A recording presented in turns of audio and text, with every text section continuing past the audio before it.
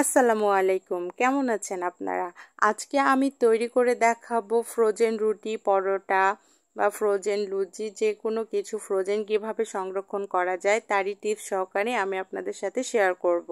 হ্যাঁ বন্ধুরা, একদিন বানিয়ে কিভাবে 1 মাস সংরক্ষণ করা হয় এরই কিছু টিপস সহকারে আমি ভিডিও ক্লিপ শেয়ার করছি আপনাদের সাথে। এই জন্য আমি প্রথমেই দিয়ে দিয়েছি কড়াইতে পানি এবং লবণ। এটা আপনাদের যার যার পরিমাণ অনুযায়ী কম বেশি করতে হবে, কারণ আমি অনেকগুলো রুটি একসঙ্গে বানিয়ে রাখি। যেহেতু আমার বাচ্চা ছোট, তাকেও সময় দেওয়া লাগে, আমার শ্বশুরও অসুস্থ, এই জন্য আমি সময় মেনটেন করতে পারি না। বিধায় আমি অনেকগুলো রুটি পরোটা আমি সবসময় ফ্রিজে রেখে দিই, যেন ঝটপট আমি তা বের করে তাদেরকে পরিবেশন করতে পারি। তো এই যে আমার কিন্তু বলক উঠে গেছে পানিতে, দিয়ে আমি ময়দা দিয়ে দিয়েছি। ময়দার এবং পানির পরিমাণটা সমপরিমাণ হতে হবে, যেন একটা সুন্দর সফট ময়দার ডো তৈরি হয়। খুব বেশি পানি বেশি হয়ে গেলেও কিন্তু এটা নরম হয়ে যায়, রুটিটা ভালো হয় না। এই জন্য এইটা অবশ্যই একটু দেখে দিতে হবে। তো এই যে আমার কিন্তু দেখে বুঝতে পারছেন আমি কত সুন্দর নরম একটা সফট ডো তৈরি করে নিচ্ছি। এখানে আমি নরম ভাবে ময়দাটা সেনে নিই এবং রুটিটাও নরম বানাই, যেহেতু আমার শ্বশুর অসুস্থ, তিনি নরম রুটি পছন্দ করেন। ইভেন আমাদের বাসার সবাইও নরম রুটি পছন্দ করেন, এই জন্য আমি ডোটাও নরমভাবে তৈরি করে নিয়েছি। এখন যেহেতু ফ্রোজেন করব, এই জন্য আমার লাগবে পলিথিন। এই যে দেখতে পাচ্ছেন আমি একটা পলিথিন 2টা করে নিচ্ছি এবং 2টা থেকে আমি 4টা পলিথিন এখানে বের করব। আপনারা কিন্তু ফ্রোজেন রুটি পরোটার পলি ব্যাগ বাজারে কিনতেও পাবেন। আমি সাধারণত বাসায় বেশি তৈরি করে থাকি, আমি বাজার থেকে একদিনও কিনি নাই, আমি এভাবেই তৈরি করি। তো তারই কিছু টিপস আপনাদের সাথে শেয়ার করলাম। যদি ভালো লাগে তাহলে অবশ্যই আমাকে কমেন্টে জানাবেন এবং আমার চ্যানেল আরিয়ান্স মাম্মা সাবস্ক্রাইব করবেন এবং আমার page MST Moriyam Khatun follow করবেন। তো এই যে আমি কিন্তু কেটে নিচ্ছি, এভাবে দেখতে পাচ্ছেন। আর অবশ্যই পলিথিন হবে, পলিথিন না হলে কিন্তু ফ্রোজেন করা যায় না। যারা জানেন তারা তো জানেনই, যারা জানেন না অনেকেই আছেন আমাকে জানান, আমার কাছ থেকে অনেকে আছেন শুনেন কিভাবে করতে হয়, এই জন্য এই ভিডিওটি আজকে শেয়ার করলাম। তবে এই যে একটা সমান কিন্তু প্লেট নিয়ে নিতে হবে, সমান প্লেট না হলে রুটি উঁচু নিচু হয়ে যায়। এভাবে প্রথমে একটা পলিথিন প্লেটে নিয়ে নিতে হবে। আমি দেখতে পাচ্ছেন আমার কতগুলো পলিথিন করা আছে, আমি আপনাদেরকে একটু দেখিয়ে দিলাম। তো এই যে প্রথমে আমি কিন্তু একটা পলিথিন পেরে নিয়েছি, এবার আমি একটা রুটি আপনাদেরকে বানিয়ে দেখিয়ে দিচ্ছি। এভাবে করে রুটি বানিয়ে রাখলে অনেক সুবিধা হয়, অনেকের সময় থাকে না।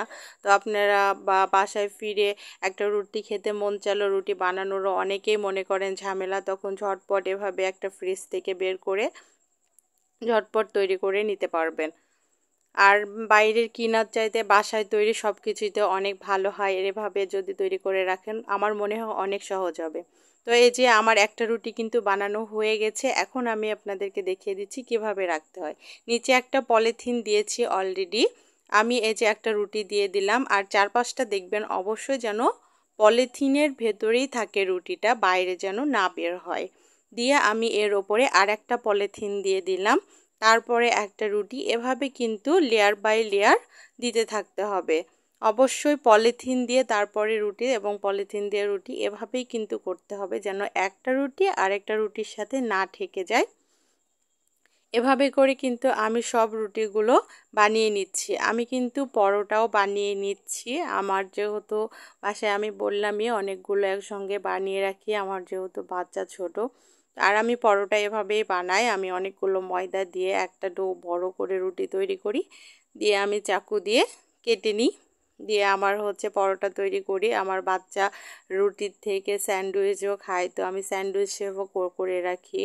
মোমোর যে পুরের জন্য সেটাও আমি তৈরি করে রাখি। এভাবে আমি সবগুলো সংরক্ষণ করে রাখি।